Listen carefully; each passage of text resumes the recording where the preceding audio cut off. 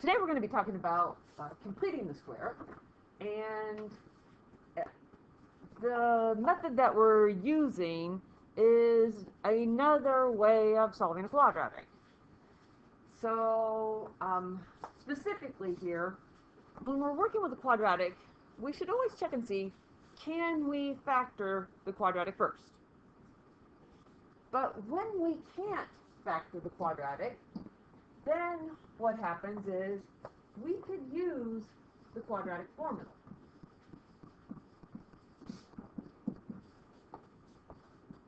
To solve. But there's another method that we can use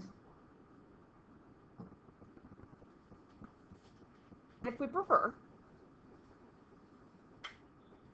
and that is called completing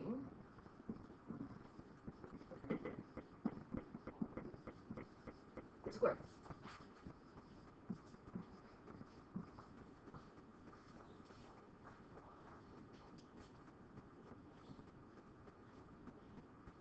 And for a little background information on completing the square, we're looking for perfect squares, which is what the number 25 is. 25 is 5 times 5. It has two of the same factors, and that's where we call that a perfect square.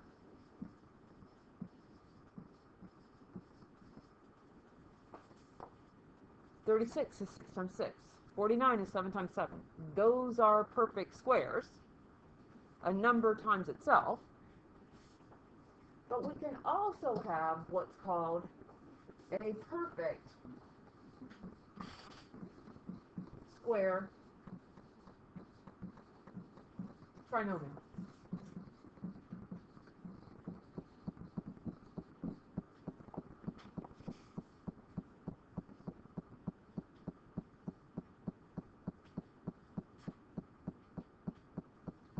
Trinomial is like tricycle.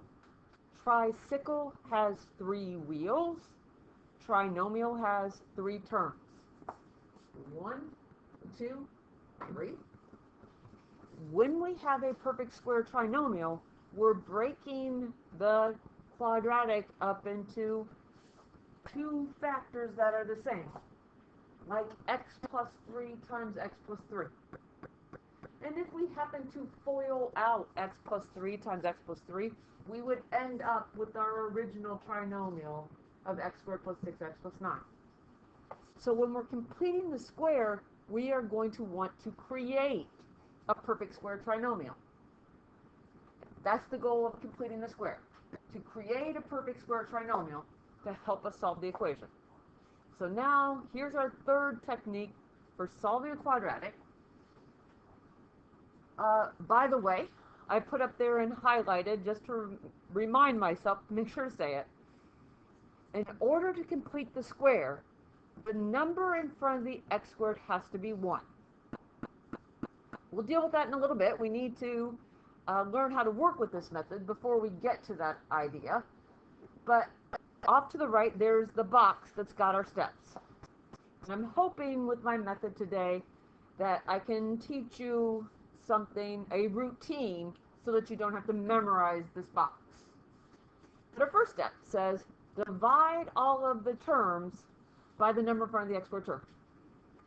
Well, in our first example, we have x squared. We don't have any number in front of the x squared, so we don't have to worry about that. Second step is going to be to rewrite the equation so that the x terms are on one side of the equation and the constants on the other.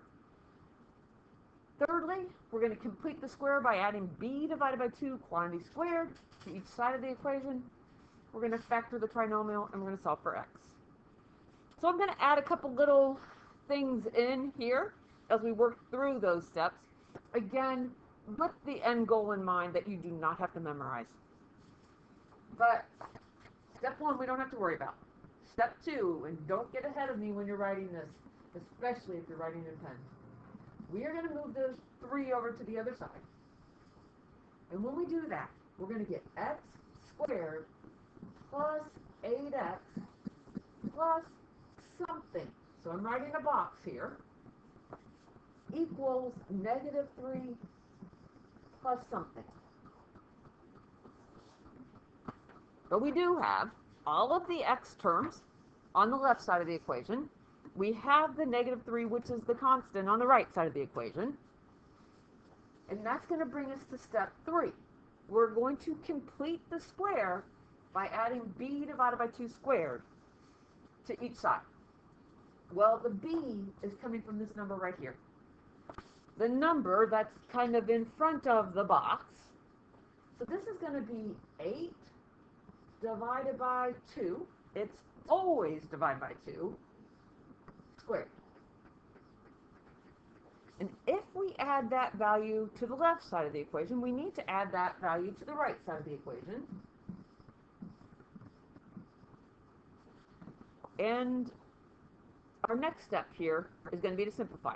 I know some of you can say, oh, 8 divided by 2 is 4, 4 squared is 16. Go with me on this one.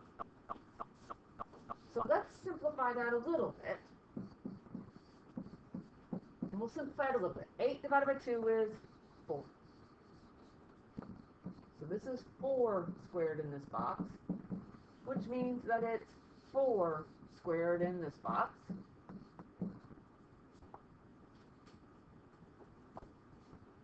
And the reason that I write it like this is our next step is to factor this, but I want to avoid splitting the middle. Splitting the middle can add 2 to 3 minutes to this problem, and it's already a little bit lengthy. But we're trying to create a perfect square trinomial, which means when we form these two parentheses, we're going to have the same exact values in both. So we can take this x squared, and it's x times x. And we can take this value in the box. 4 squared is 4 times 4. And by the way, 4 was positive, so these are both going to be positive. And we just factored that without having to split the middle. On the other side, now I'm going to turn the 4 squared into 16.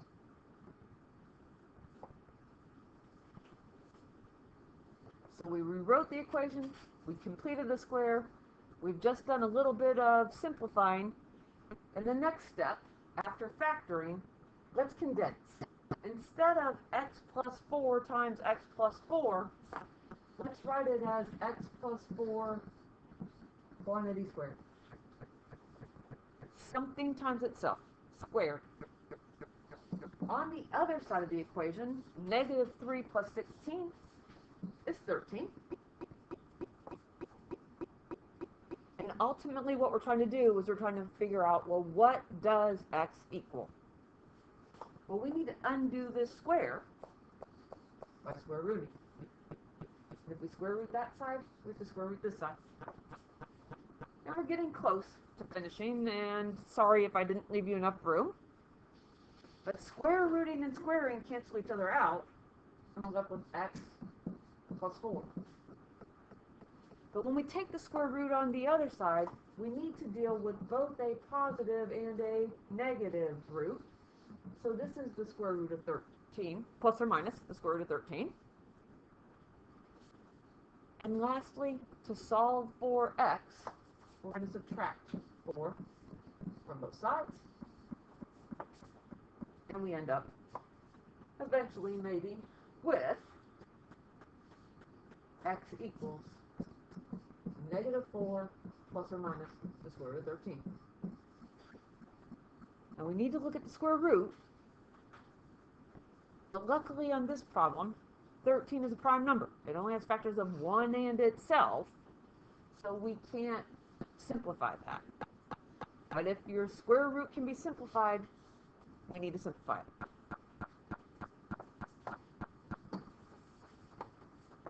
So let's try again. This is a totally new topic for us. As we take a look at problem number 2, the process is still going to be the same, with a few extra steps added in from the box. First step, let's move the 30 over to the other side. we don't have to look at step 1 because there's no number in front of the x squared term. But when we write this, it's going to be x squared minus 10x plus something. It is always plus something equals negative 30 plus something.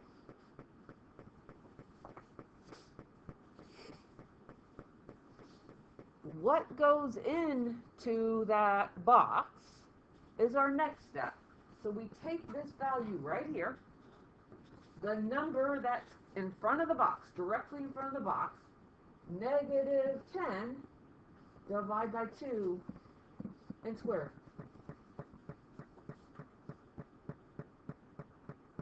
And if we add that there, we have to add it into our other box.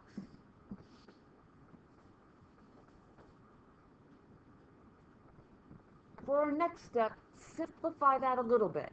You can simplify it more, but I'm trying to keep it a little bit easier in terms of the factoring. So we get x squared minus 10x plus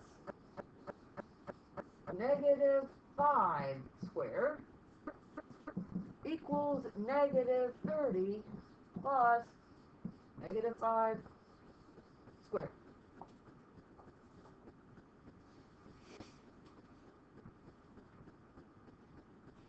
Because now we're to the step in the box that says factor the trinomial.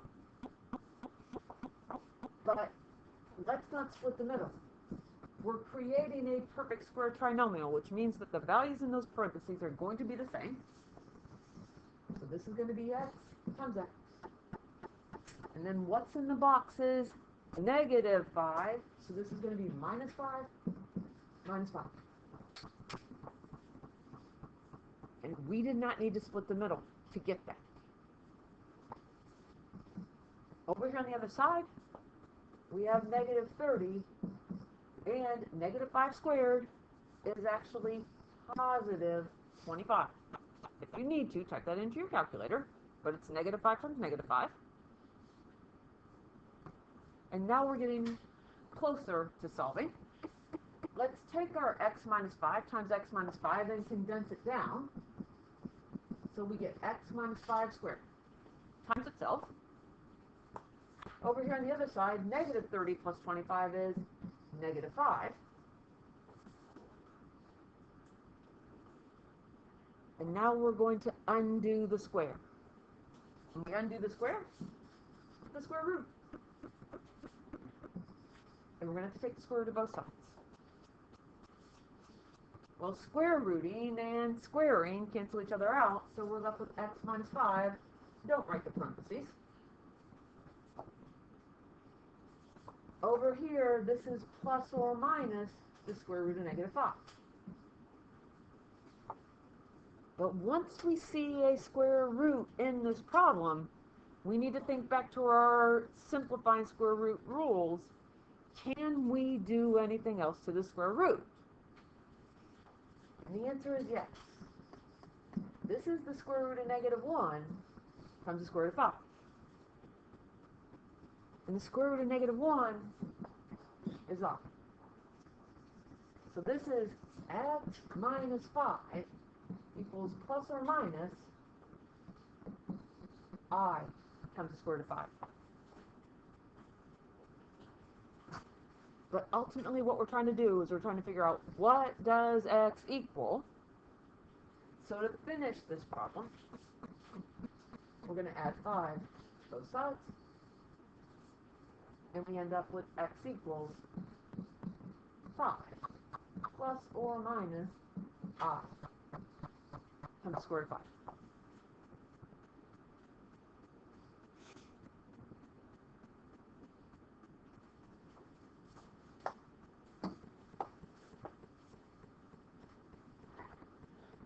Problem number 3. When we look at this particular problem, in general, when we solve by factoring, the equation needs to be set equal to 0. When we solve by quadratic formula, the equation needs to be set equal to 0. If we get technical, completing the square does not need to be set equal to 0. But in general, I start with setting all of the quadratics equal to 0. Why learn a special rule for one case? So when we do this, we're going to start by subtracting the 4x from both sides. Notice that we lined up the like terms. When I moved the 4x over to the left, I wrote it underneath the 8x because both of those terms have x's in them. So this is going to be minus 12x plus 4 equals negative 2. Let's move the 2 over to the left. So we're going to add 2 to both sides. And we get 3x squared minus 12x plus 6 equals 0. So now that we have this in the format, the difference on this problem is that we do need to deal with step number 1 in that box. There is a number in front of that a squared term, in front of the x squared term.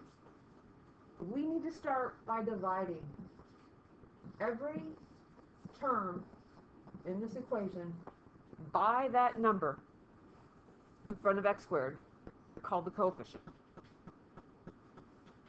We cannot complete the square unless x squared has a coefficient of 1.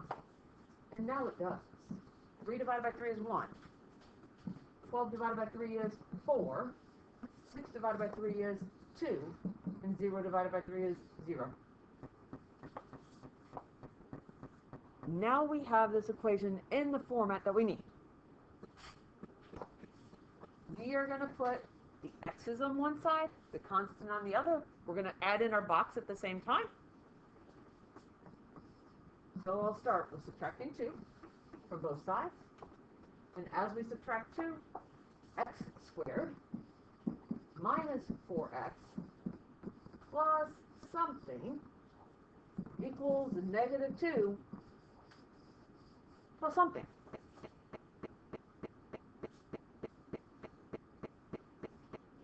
That box gets filled in with this value.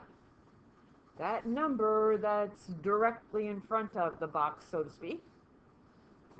It's negative 4 divided by 2 squared. B divided by 2. It's always divided by 2. And the same value goes over here on the other side.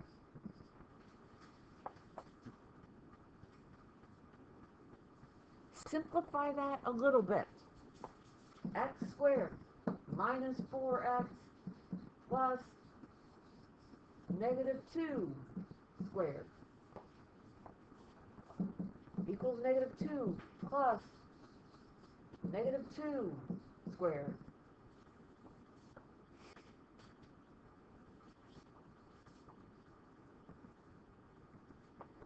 Now that brings us to the factoring. To avoid splitting the middle, and because these values are going to be the same, we can use what we just wrote. X squared is x times x. And then what's in the box is negative 2 squared. Negative 2. Negative 2. We factored without splitting the middle. Over here, we have negative 2, and negative 2 squared is 4.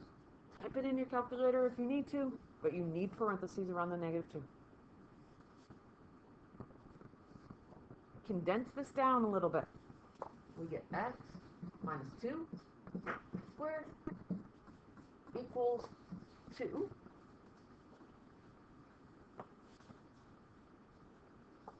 And we are at the point where we can solve for x. We need to undo the squaring by square rooting. Square rooting and squaring cancel each other out. Don't write the parentheses. But remember, when we take that square root of 2, we need to deal with both the positive and the negative situation. But we can finish now by adding 2 to both sides. And we get x equals 2 plus or minus the square root of 2. I should have said it earlier, but can we simplify the square root of 2? And the answer is no. It's a prime number. We only have factors of 1 in itself. But we should always be looking on our square roots to see if we can simplify.